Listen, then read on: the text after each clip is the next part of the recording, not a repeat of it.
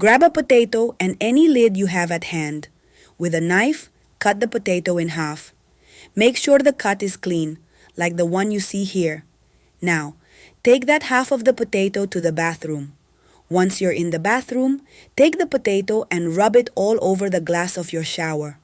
Use circular motions to cover every corner. When you finished rubbing the potato, grab some water and rinse the glass.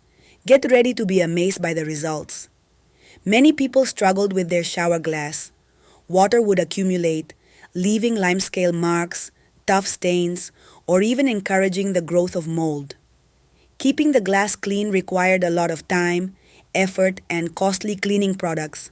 But now, all of that is a thing of the past. By rubbing the potato on the glass, it creates a protective layer that makes it water repellent. This means water no longer sticks to the surface.